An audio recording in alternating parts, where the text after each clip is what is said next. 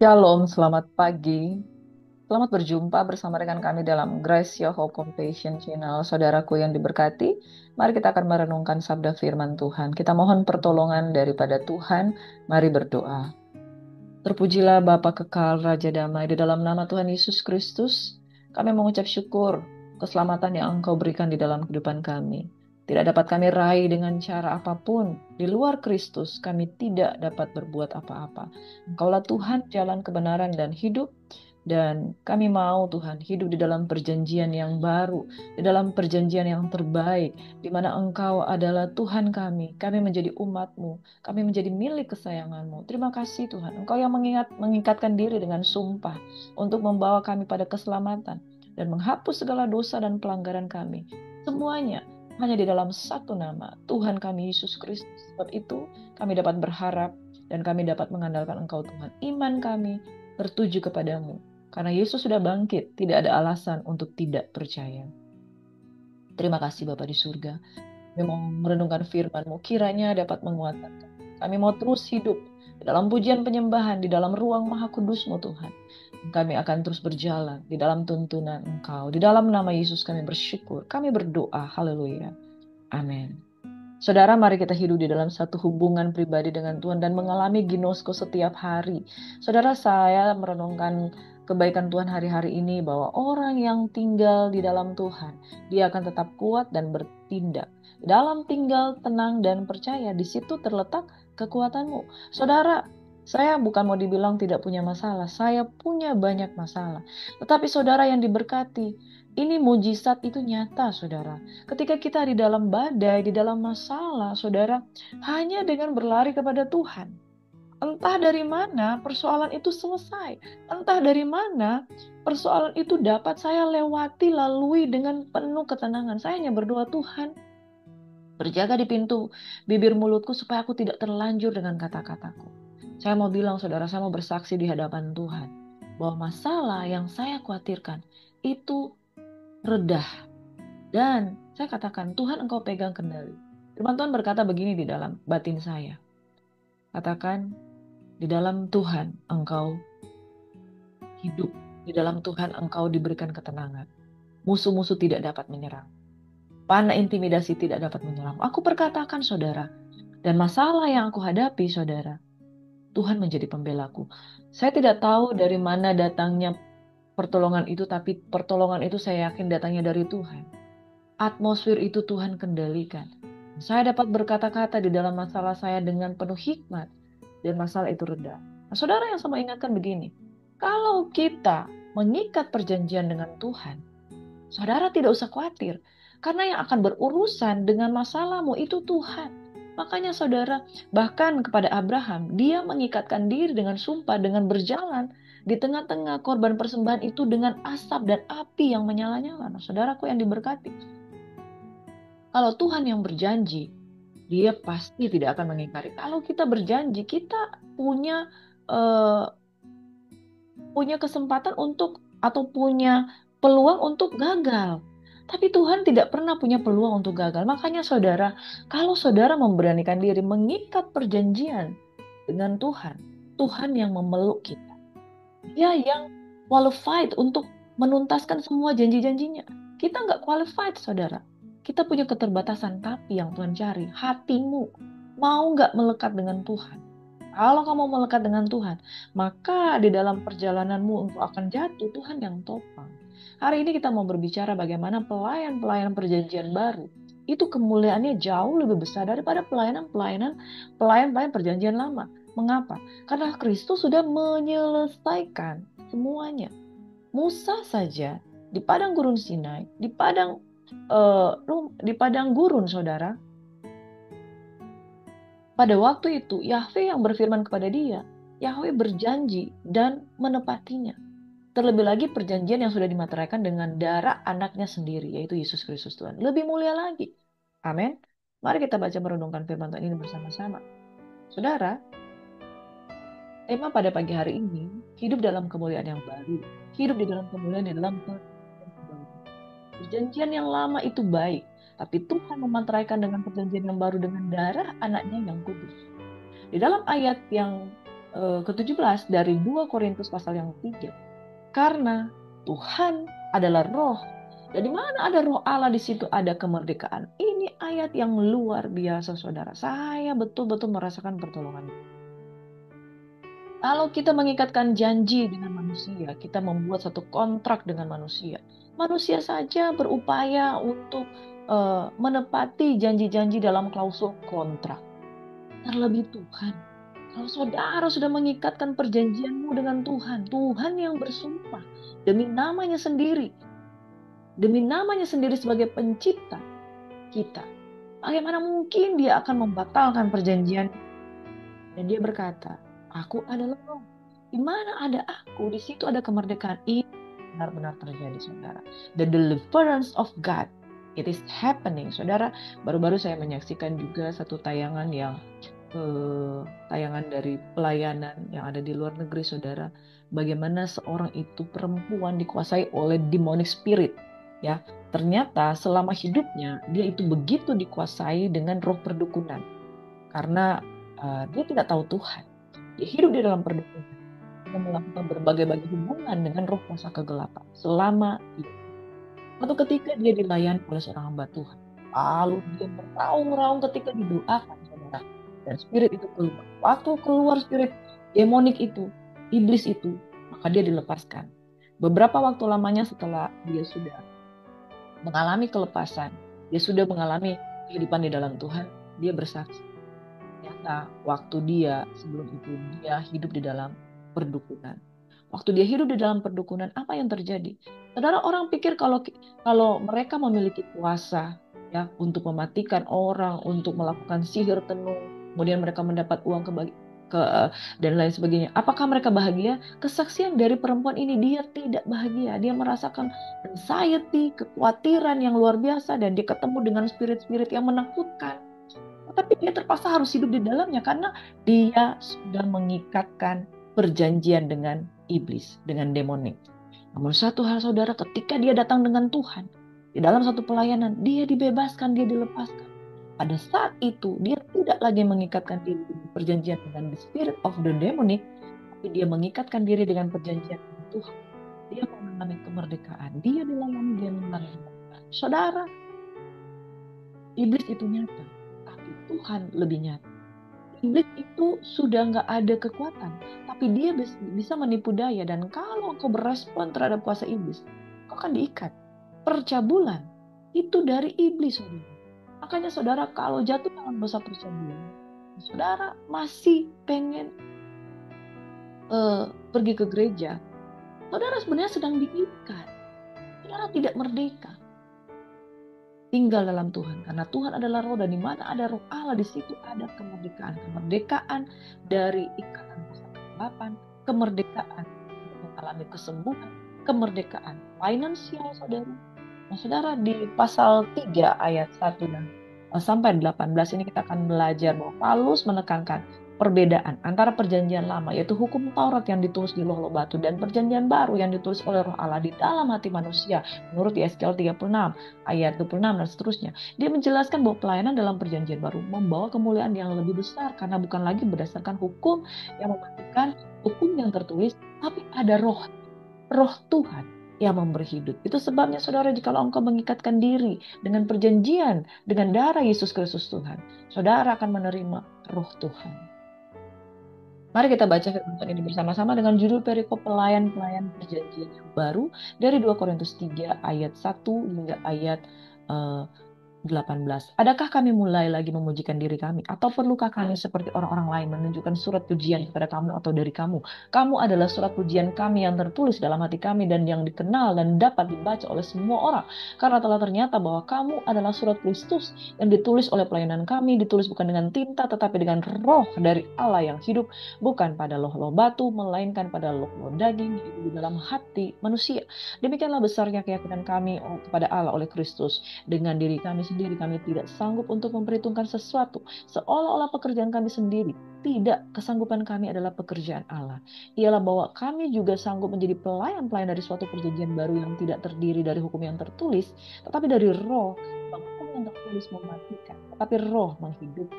Pelayanan yang memimpin pada kematian terukur dengan huruf pada loh mati. Namun demikian, kemuliaan Allah menyertainya waktu ia diberikan. Sebab sekalipun pudar juga cahaya muka Musa begitu cemerlang, sehingga mata orang Israel tidak tahan menatap. Jika pelayanan itu datang dengan kemuliaan yang demikian, betapa lebih besarnya lagi kemuliaan yang menyertai pelayanan roh. Sebab jika pelayanan yang memimpin kepada penghukuman itu mulia, betapa lebih mulianya lagi pelayanan yang memimpin kepada kebenaran. Bapak Ibu Saudara, kita hidup di dalam perjanjian yang baru dengan roh Allah yang hidup, bukan hanya dari loh batu-batu, melainkan pada loh daging, yaitu dalam hati manusia. Perhatikan saudara, ketika pelayanan perjanjian yang baru itu lebih mulia dari pelayanan perjanjian yang lama, yang lama saja sudah sangat mulia, sudah sangat berdampak, berimpact bagi seluruh dunia. Bahkan agama tertentu mengutip Nabi Musa sebagai nabi mereka, tapi mereka menimbangkan kisah Nabi Musa tersebut. Mereka mempercayai Taurat dengan cara mereka. Itu agama yang seberang, agama yang lain. Betapa mulianya kemuliaan pada waktu itu. Musa pada waktu dia naik ke Gunung Sinai, begitu cahaya mukanya begitu cemerlang sampai harus diselubungi dengan kain, saudara. Supaya kemuliaan itu eh, ditutupi, tidak silau, orang mata melihat itu bisa buta, saudara. Itu begitu mulia. Tapi ingat, lebih besar kemuliaan yang menyertai pelayanan roh. Lebih besar menyertai pelayanan roh. Kita patut berbangga, kita patut bersyukur, tapi kita patut waspada. Jangan mencemari pelayanan roh, pelayanan perjanjian. Ingat saudara, roh yang Tuhan tempatkan di dalammu itu kudus. Engkau adalah bait Roh Kudus dan Roh Allah berdiam di dalam diri kamu. Saudara, jangan saudara ada roh Tuhan, saudara berzina. Saudara ada roh Tuhan di dalam diri saudara, saudara mencuri. Saudara ada roh Tuhan di dalam diri saudara. Saudara membiarkan kedagingan saudara hidup di dalam dosa, LGBT dan lain sebagainya. Manusia yang sudah dipenuhi Roh Kudus, hendaklah hidupmu berpadanan dengan Injil Kristus. Manusia yang sudah ditebus oleh Tuhan tidak dapat berbuat dosa. Tapi ingat, di dalam ayat 5 berkata begini, kami sendiri tidak sanggup memperhitungkan sesuatu seolah-olah pekerjaan kami sendiri. Tidak. Kesanggupan kami adalah pekerjaan Allah. Jika engkau mengizinkan Roh Tuhan bekerja, maka saudara sungguh benar dapat hidup kudus. Tapi kalau saudara tidak mengizinkan pekerjaan Allah bekerja di dalam dirimu, saudara sudah menerima Roh Kudus, saudara dapat jatuh. Tapi orang yang lahir baru itu membenci dosa. Kecenderungan mereka yang sudah lahir baru itu adalah berbuat yang Tuhan kehendaki. Tapi daging itu lemah. Roh memang penurut, tapi daging lemah. Ingat saudara, jangan engkau menajiskan tubuhmu yang adalah bait Roh Kudus. Karena roh Tuhan berdiam di dalam dirimu, lebih mulia pelayanan roh di dalam perjanjian baru. Dan ini harus ada respon dari kita untuk hidup berkenan sebagai pelayan-pelayan perjanjian baru. Ayat yang seterusnya, sebenarnya apa yang dahulu kuanggap mulia, jika dibandingkan dengan kemuliaan yang mengatasi segala sesuatu ini, sama sekali tidak mempunyai arti. Sebab jika yang pudar ini disertai dengan kemuliaan, betapa lebihnya lagi yang tidak pudar itu disertai kemuliaan. Karena kami mempunyai pengharapan yang demikian, maka kami bertindak dengan penuh keberanian, tidak seperti Musa yang menyelubungi mukanya supaya mata orang-orang Israel jangan melihat hilangnya cahaya yang sementara itu. Tapi pikiran mereka telah menjadi tumbuh sampai pada hari ini. Selubung itu masih tetap menyelubungi mereka. Dan mereka membaca perjanjian lama itu tanpa disingkapkan. Karena hanya Kristus saja yang dapat menyingkapkannya. Bahkan sampai pada hari ini, setiap kali mereka membaca kitab Musa, ada selubung yang menutupi hati mereka. Tetapi, ini ayat 16 garis bawahi dengan baik. Apabila hati seorang berbalik kepada Tuhan, selubung itu diambil daripadanya. Sebab Tuhan adalah roh, dan di mana ada Allah di situ ada kemerdekaan. Dan bila kita semua mencerminkan Tuhan dengan muka yang tidak berselubung, dan karena kemuliaan itu datangnya dari Tuhan yang adalah roh, maka kita diubah menjadi serupa dengan gambarnya dalam kemuliaan yang semakin besar. Ayat 16 hingga ayat yang ke-18 ini luar biasa. Kita akan mengalami metamorfosis, mengalami kemuliaan yang semakin besar. Jika itu tidak terjadi, berarti saudara sudah menjauh dari Tuhan. Sesungguhnya orang-orang yang di dalam Tuhan, dia akan mencerminkan kemuliaan Tuhan dengan muka yang tidak berselubung. Makin ke sini, makin serupa dengan gambarnya. Kemuliaannya bukan makin berkurang. Kemuliaannya akan semakin besar. Perhatikan dengan baik. Saudara, engkau adalah hamba-hamba Tuhan pelayanan perjanjian baru. Jikalau kemuliaanmu semakin meredup, engkau tidak sedang mendekat dengan Tuhan. Jikalau kemuliaan yang ada padamu itu semakin menghilang, maka seperti Musa yang menyelubungi mukanya, supaya mata orang Israel jangan melihat hilangnya cahaya yang sementara itu. Inilah yang menjadi satu perbedaan. Pelayanan perjanjian baru dan perjanjian lama. Pelayanan perjanjian lama, roh Tuhan itu ada, tapi sifatnya temporary, sementara tidak permanen. Hanya jikalau Tuhan melawat kehidupan mereka. Pada waktu Musa naik ke Gunung Sinai, dia turun, kemuliaannya itu sangat besar, sehingga membuat mata orang menjadi hampir buta. Tapi begitu lama tahun, kemuliaan itu meredup. Dia harus menyelubungi dengan kain supaya tidak kelihatan. Cahayanya itu cuma sementara, akan hilang.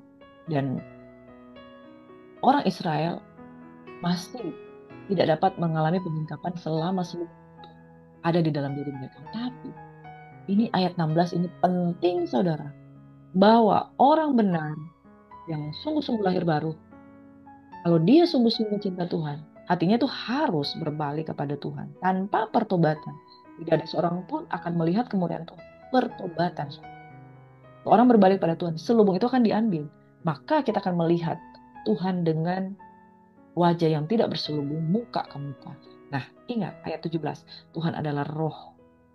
Di mana ada roh Allah, di situ ada kemerdekaan. Jika ini plot twistnya, jikalau kau tidak punya roh Tuhan, tentu engkau mengalami keterikatan. Kalau ada roh Tuhan, ada kemerdekaan. Kemerdekaan badani, kemerdekaan jiwa, kemerdekaan roh, kemerdekaan finansial, kemerdekaan dari ikatan kuasa kegelapan. Semua kemerdekaan terjadi jika ada roh Allah. Jika masih ada ikatan, di situ tidak ada roh Allah. Dan kita semua mencerminkan kemuliaan Tuhan dengan muka yang tidak berselubung. Kemuliaan itu datangnya dari Tuhan. Adalah spirit, yang adalah roh. Akan kita diubahkan semakin serupa dengan gambarnya dalam kemuliaan yang seperti cahaya yang kian terang hingga rembang tengah hari. Kemuliaannya greater, greater, and great.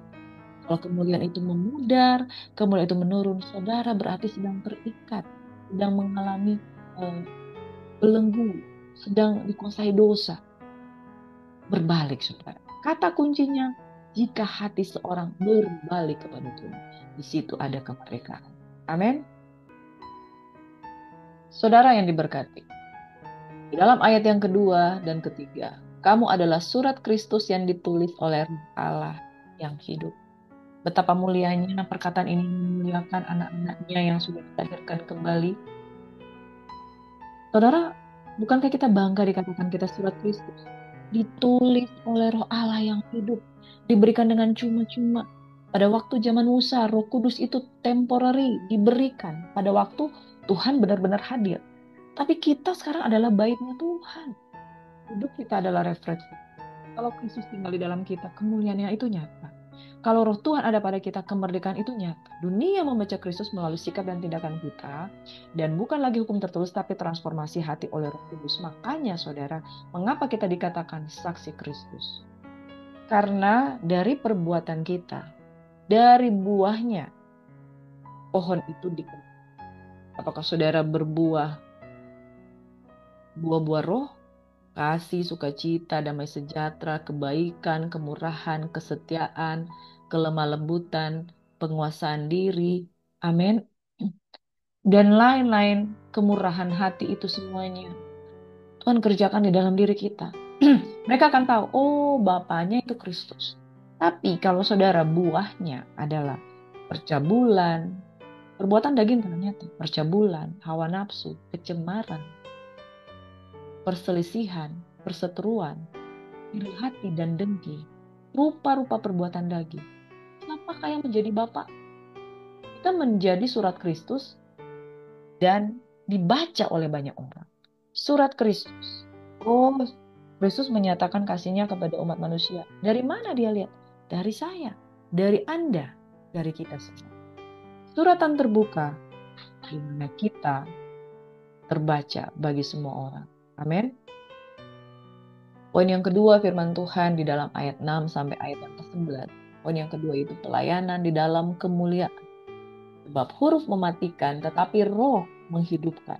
Saudara, hukum Taurat memperlihatkan dosa, menunjukkan kesalahan, mengingatkan kesalahan, tapi tidak diberikan kuasa bagaimana mengalahkan dosa. Karena sekali lagi pada waktu itu Roh Kudus itu temporary. Roh Kudus itu ada. Roh Kudus itu dinyatakan sewaktu Tuhan berfirman, sewaktu Tuhan menyatakan kedaulatannya. Roh Kudus itu tidak meninggalkan mereka pada waktu mereka ada di padang gurun. Karena nampak di dalam tiang awan, tiang api yang senantiasa ada di tengah-tengah mereka. Tapi itu tidak berdiam di dalam tubuh.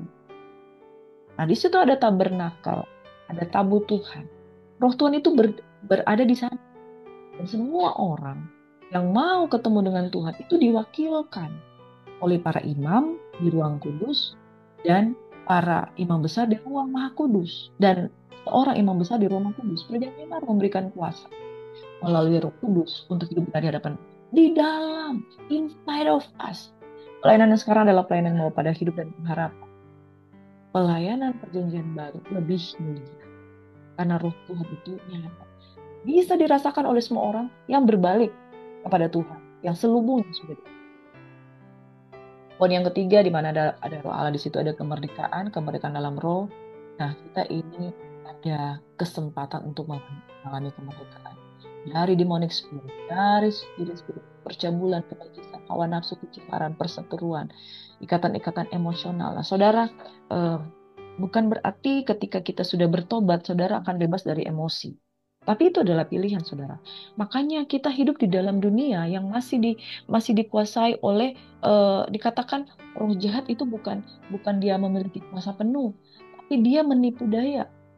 Kuasa itu sudah ada di tangan Tuhan, dia berikan kepada kita. Tapi jikalau kuasa itu saudara punya pangkat jenderal, tapi saudara tidak pernah menggunakan otoritas Anda untuk mengusir musuh-musuh saudara, ya saudara jenderal yang tidak ada gunanya. Makanya saudara saya mau katakan, perkatakan firman maka saudara akan sembuh. Roh Kudus itu memberikan kebebasan dari anxiety, kecemasan, ya, rasa bersalah, iri hati dan dengki, ikatan dosa, ketakutan akan hukum. Siapa bilang saudara tidak bisa lepas dari roh percabulan? Siapa bilang saudara tidak bisa bebas dari roh perzinahan? Sedangkan maut bisa dikalahkan, apalagi roh dunia. Di dalam Kristus kita tidak lagi hidup di bawah kutuk, tapi dalam anugerah dan kebebasan. Poin yang keempat, berubah dari kemuliaan kepada kemuliaan. Nah, saudara, ini penting. Perhatikan hidup saudara. Kehidupan yang baik pasti ada progres. Dalam pekerjaan itu ada kurva S. Kurva S itu dari progresnya 0, tiap hari dikerjakan, naik dong. Pekerjaan itu menjadi 10%, 20%, 30%. Semakin dikerjakan, semakin banyak yang selesai, itu semakin meningkat. Perhatikan saudara, kalau hidupmu tidak ada progres, itu perlu dipertanyakan. Apakah saudara lahir baru? Apakah saudara menerima roh Tuhan? Apakah saudara berbuah? Kalau didapati tidak berbuah, maka Yesus berkata kepada penuh arah, hendaklah tidak ada orang lagi yang memakan buahmu selama-lamanya. Lembaga Alkitab Indonesia memberi judul Tuhan mengutuk. Sebenarnya bukan berarti Tuhan meng-curse, karena Tuhan tidak meng-curse. Tapi terjadilah seperti yang engkau lakukan, yang engkau berbuat. Kalau engkau tidak mau berbuah, nggak ada orang bisa makan buahmu. Saudara, kalau buah daging, percabulan. Orang kenal kamu, oh dia orang yang berbuat cabul. Orang kenal kamu, oh dia orang Kristen tapi kesukaannya jatuh dalam dosa. Orang nggak akan makan buah misalnya. Seperti pohon ini itu. Kita diubah menjadi serupa dan segambar dengan di dalam kemuliaan kepada kemuliaan. Artinya ada progres. Wah, hari ini dia baru bertobat. Udah mulai meninggalkan nih dosa mencuri. Makin ke sini, makin progres. Makin ke sini, udah bisa melayani. Sudah melayani, turun lagi mencuri. Bukan seperti itu, saudara. Transformasi orang percaya dengan proses bertahap itu makin higher, and greater. Makin lama makin serupa. Makanya tujuan kita adalah kesempurnaan dengan Kristus. Lakukanlah itu. Terserah Tuhan, kita mau jadi perfect 100%. Tapi tujuannya adalah Kristus. Itu adalah pekerjaan Roh Kudus yang dikerjakan tiap hari. Saudara, tiap hari saudara habiskan untuk jatuh dan bangun lagi. Saudara tidak tinggal dalam destiny anak. Mari kita renungkan yang pertama, apakah hidup kita sudah mencerminkan Kristus? Orang bisa melihat Kristus. Orang sudah bisa membaca kita sebagai suratan Kristus. Mereka bisa melihat, wah orang ini baik, orang ini sabar, karena Tuhan ada di dalam dia. Dia kan pelayan Tuhan, wajar menjadi saksi. Suratan terbuka, orang akan menilai saudara dan orang akan memberkati Tuhan. Orang akan memuji Tuhan karena saudara. Yang kedua, apakah kita masih hidup dalam tekanan hukum dan perasaan bersalah atau dalam kebebasan anugerah? Katakan, Tuhan engkau telah membebaskan aku tidak bersalah, aku tidak berdosa karena engkau telah menebus aku dan ampuni aku Tuhan, aku percaya. Kalau kita hidup di dalam tekanan intimidasi, saudara tidak bebas dari itu. Kalau saudara katakan, aku telah bebas, aku akan tinggal diselamatkan, aku tidak peduli karena aku mau hidup baru dengan Kristus, tidak mau lagi saudara hidup dalam Tuhan.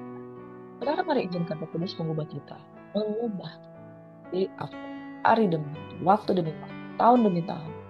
Tahun 2008, 2009, 2010, 2015, 2020, 2025 harus ada pribadi yang makin penuh kasih, makin penuh damai, makin penuh damai. Doakan begini, saudara. Tuhan Yesus, terima kasih atas kemerdekaan yang kau berikan kepada Roh Kudus. Tentu kami tidak menjadi surat yang amin. Saudara, mari kita berdoa. Perhatikan kehidupan kita. Ada progres atau tidak? Makin mulia atau makin kacau? Makin terbelenggu? Mari berdoa. Bapa di surga, kami rindu menjadi suratan Kristus yang terbuka sehingga orang dapat melihat kami menjadi saksi. Ampuni kami Tuhan kalau kami tidak hidup benar. Ampuni kalau dengan perkataan kami melakukan sesuatu yang tidak benar. Orang menjadi tidak percaya Yesus. Biarlah kami memanjatkan dan harus supaya nyata benar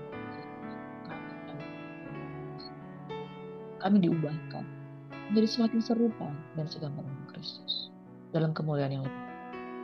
Berkati pelayan-pelayan perjanjian baru agar tidak mencemarkan pelayanan dengan dosa, tapi hidup di dalam takut akan dalam kekudusan, dalam kebenaran, tidak jatuh bangun.